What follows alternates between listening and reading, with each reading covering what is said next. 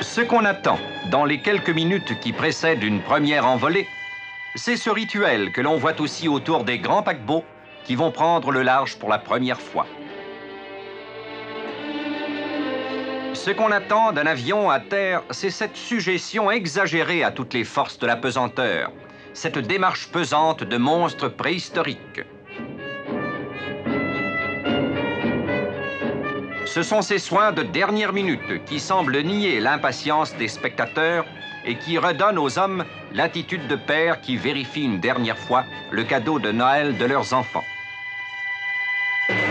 Ce que les techniciens en attendent, que ce soit l'exécution d'ordres précis ou la réalisation d'un rêve, il faut, pour le savoir, leur laisser la parole. Commandant Hamlet. Le rôle de l'Argus, c'est de rechercher les sous-marins et de les détruire. Pour les rechercher, il lui faut un très grand rayon d'action. Pas nécessairement une très haute vitesse, mais il faut qu'il puisse rester un grand nombre d'heures de vol, plus de 24 en effet, en l'air. Il faut aussi qu'il ait une vitesse suffisante pour se rendre sur les lieux de chasse rapidement. Mais là, nous comparons les vitesses, dans le cas présent, à celles des bateaux de surface. Et avec une vitesse de 250 000 à l'heure, par exemple, nous avons 10 fois plus que ce que peut faire un torpilleur. Donc cet avion a une vitesse largement suffisante pour se rendre très rapidement sur les lieux où un sous-marin a pu être signalé. Et comme vous ne pouvez pas avoir les deux en même temps, très grande vitesse et très grand rayon d'action, il constitue un très heureux compromis. Ce compromis apparut d'abord sous la forme d'une petite maquette en acajou poli, celle de l'avion de base qu'il faudrait transformer pour en faire un appareil spécialisé. Aux moteurs britanniques, on substituerait des moteurs américains, moins rapides, mais aussi moins voraces. Sous le nez de l'appareil, on placerait le dôme renversé du radar, qu'on ne nommerait bientôt plus que le radome. La queue s'effilerait encore, et dans ce cône en plastique prendraient place d'autres engins de détection. Sous le fuselage, on pratiquerait les soute-aux-bombes par où peuvent s'échapper 4 tonnes de torpilles. Ce n'était jusque-là qu'une marionnette à fil qui tenait du crapaud par le goître et du lézard par la queue. Et pour les pilotes, c'était encore la silhouette familière du Britannia anglais. Vint d'abord l'étude des courbes aérodynamiques de l'appareil ainsi transformé. Soumis à ces épreuves et recouvert de maigres touffes de laine, il avait l'air d'un oiseau encore mal emplumé aux prises avec des tempêtes artificielles.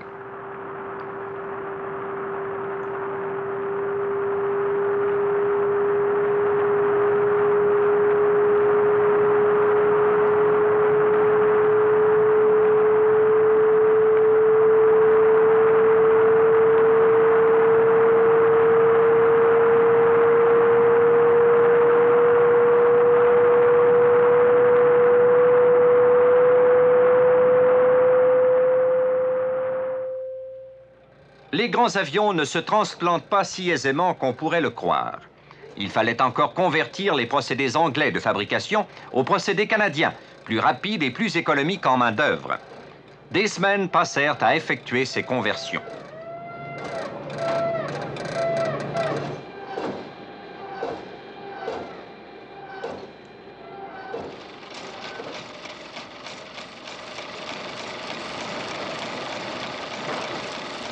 La charge de l'avion était tellement accrue que le nouveau train d'atterrissage posait à lui seul un redoutable problème que les ingénieurs eurent à résoudre tout d'abord. L'avion pèse 150 000 livres en pleine charge, ce qui fait naturellement 75 000 livres de chaque côté.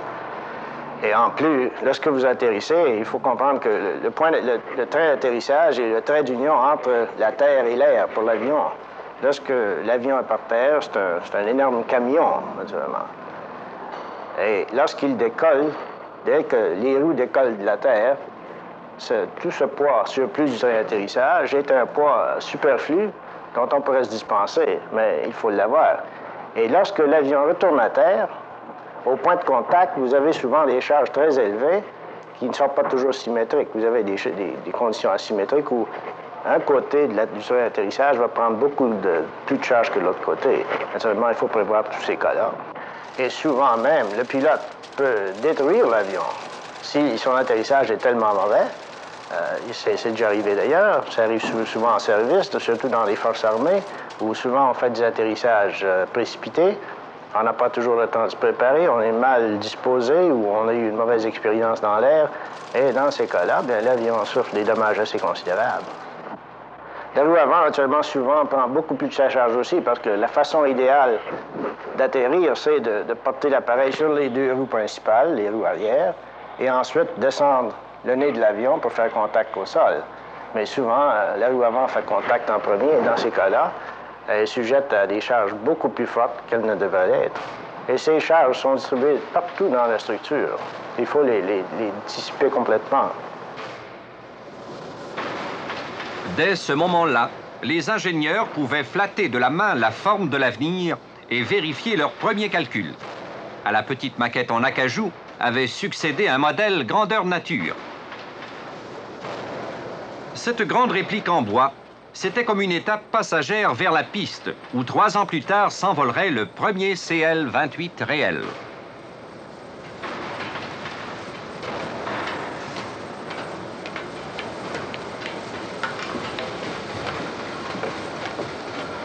À cette étape, on se rendait déjà de toutes parts comme à un pèlerinage pour aviateurs.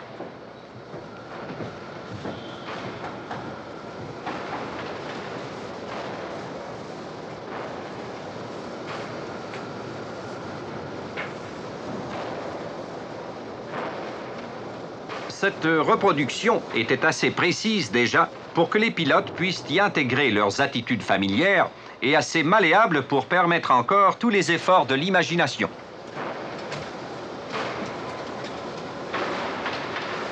Et les contremaîtres venaient y évaluer de l'œil les dimensions de leurs tâches. C'est alors que commença l'interminable convoi des pièces détachées. Il en viendrait du monde entier.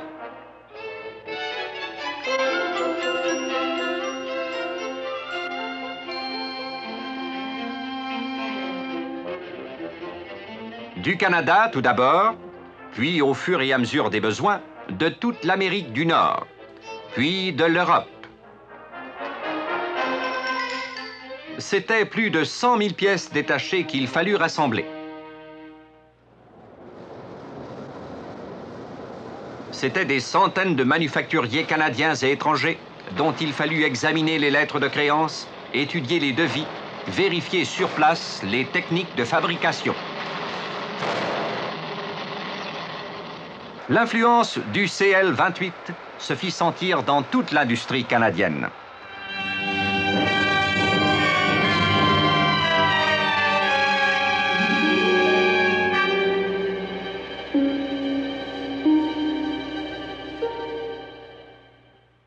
« 206e jour de production. Les pièces sont enfin rassemblées, les matériaux sont à pied d'œuvre, les commandes passées. Les machines sont à la place prévue dans la chaîne de montage et prêtes à tourner.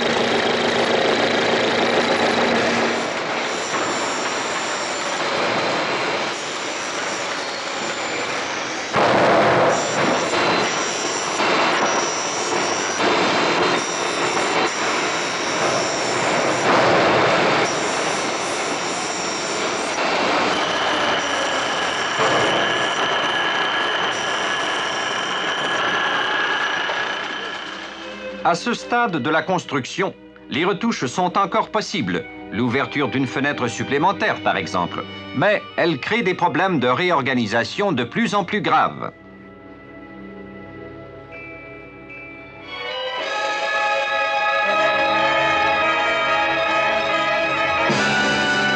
« 313e jour. En dépit des modifications de dernière minute, toute l'usine marche au rythme prévu. L'avion se construit en 3 sections. Il n'est encore qu'un immense poisson, trop long pour tenir tout entier dans un seul plat et qu'il a fallu couper en tranches.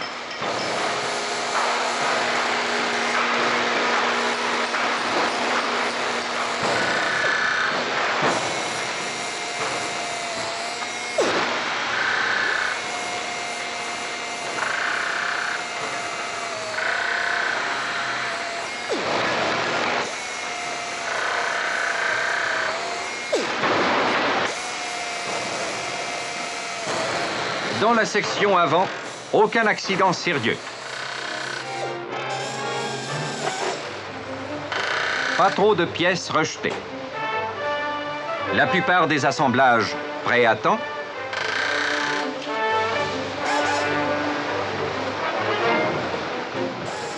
Tout le support du train d'atterrissage est passé par l'inspection et peut prendre place dans l'armature qui lui est réservée.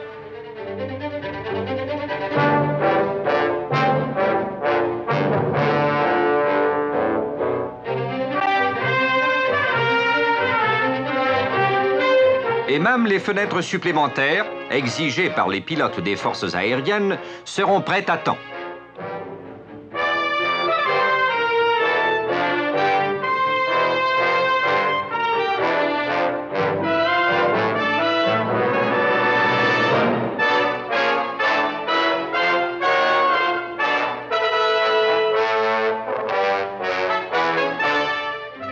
Mais le châssis du grand pare-brise n'est pas encore arrivé.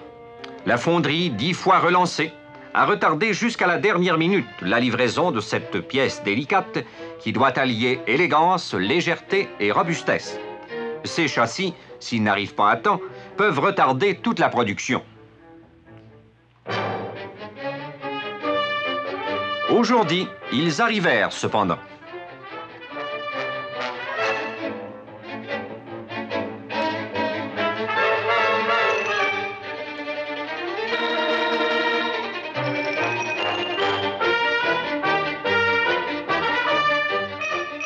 Ils avaient été vérifiés déjà au départ de la fonderie.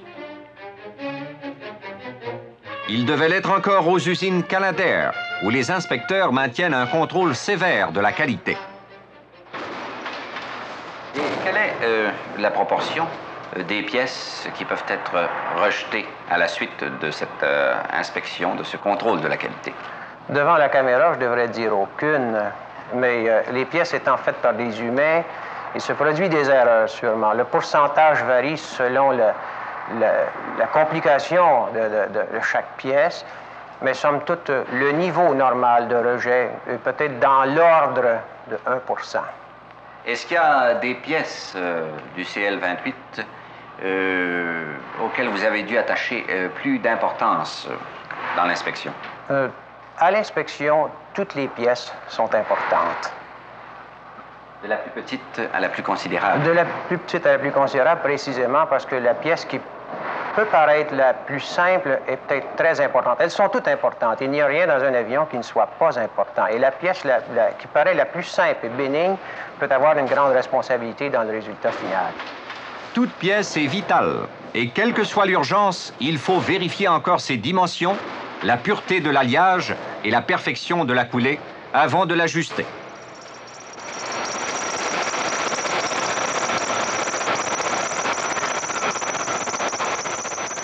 Ce gros avion aurait dès lors le champ de vision d'une libellule.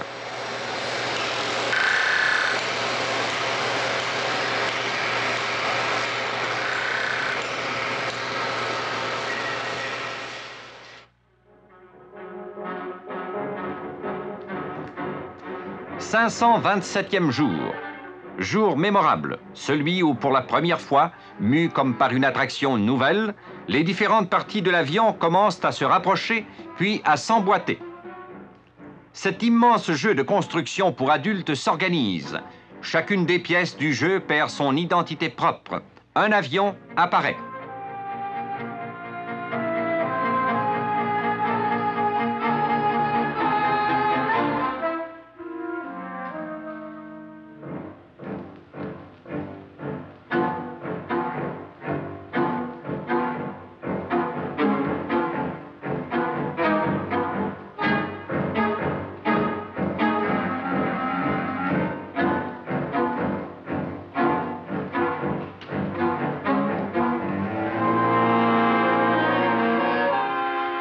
Dièdre des ailes avec la carlingue. 3 degrés exactement. Angle d'attaque des ailes, à une fraction de pouce près.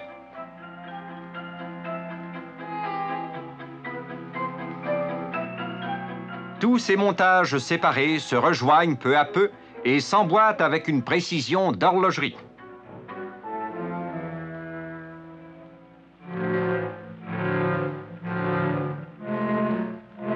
Entre l'avant, le centre et l'empennage, les distinctions s'effacent, les limites se fondent.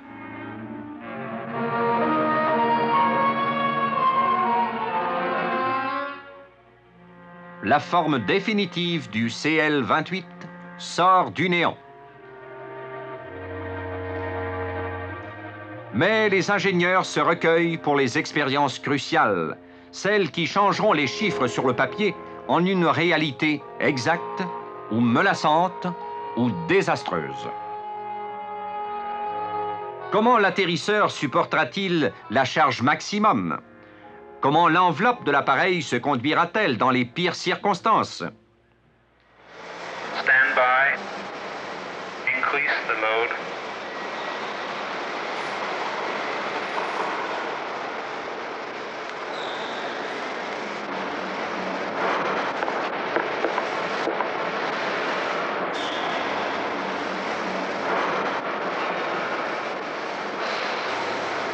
Hold the load for inspection.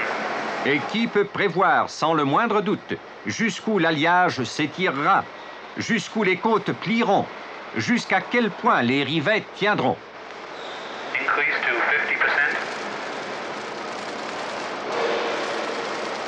Increase to 66%.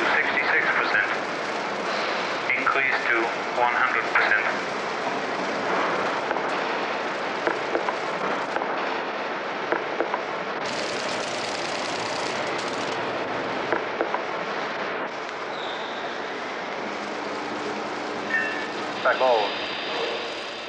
Et ce n'est rien que l'enveloppe résiste.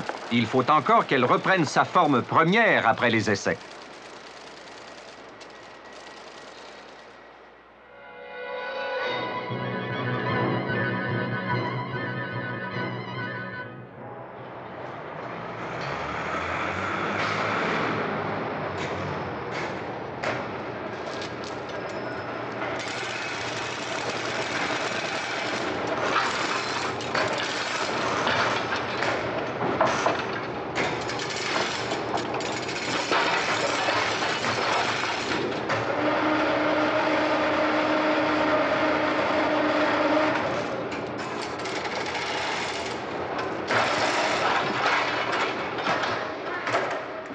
Le travail semble accélérer maintenant de jour en jour, au fur et à mesure que plus de pièces prennent leur place définitive.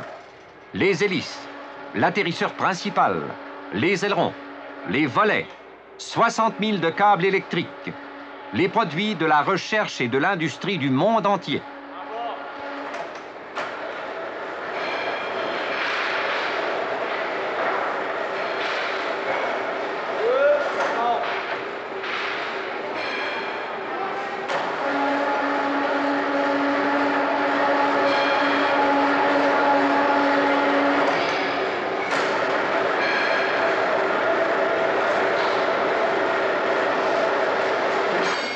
« 75 tonnes de métal, de caoutchouc, de laiton, de tubes électroniques, et pour chaque molécule de cet appareil, une alvéole prédestinée.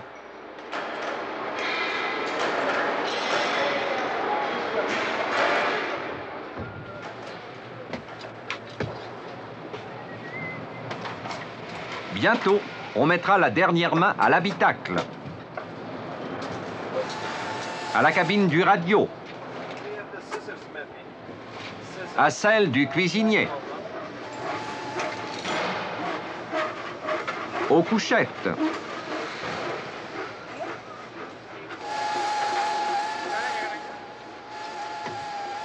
à l'appareillage électrique.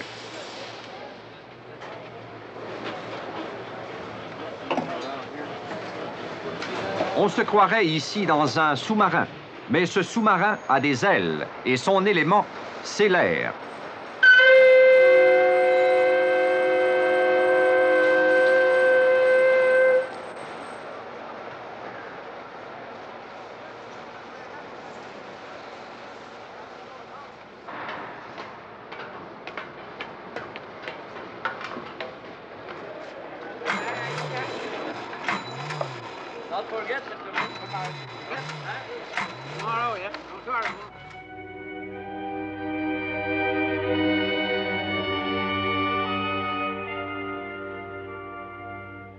Pour les contremaîtres, le premier geste d'amitié, c'est déjà presque le premier geste d'adieu.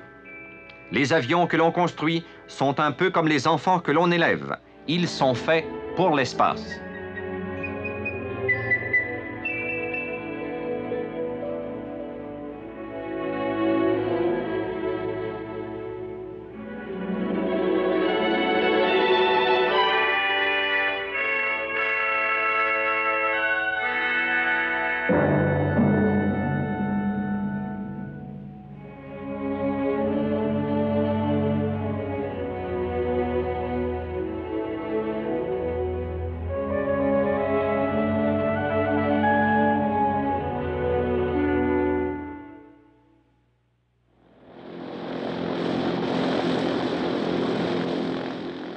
Et le 725e jour, le CL-28, qui porte maintenant le nom d'un prince grec, est prêt à prendre l'air.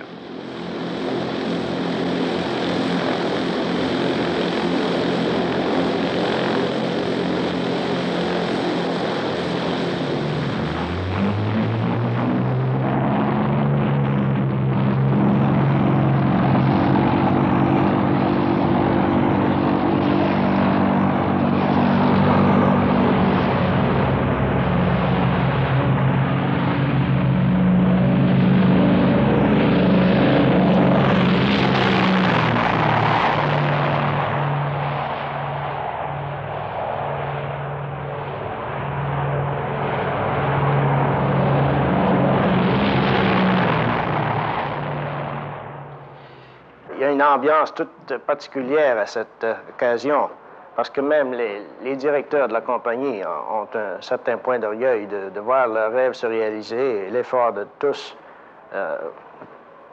ceux qui ont concouru à ce projet.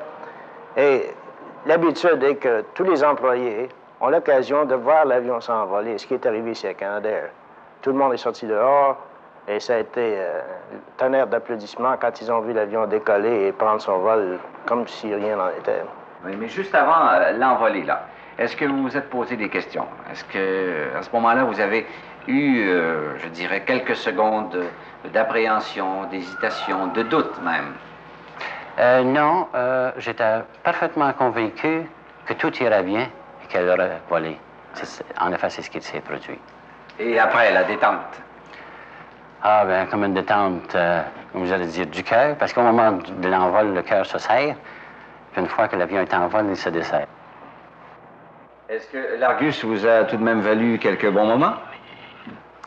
Oui, surtout quand nous l'avons vu prendre vol et revenir sur Terre avec sûreté.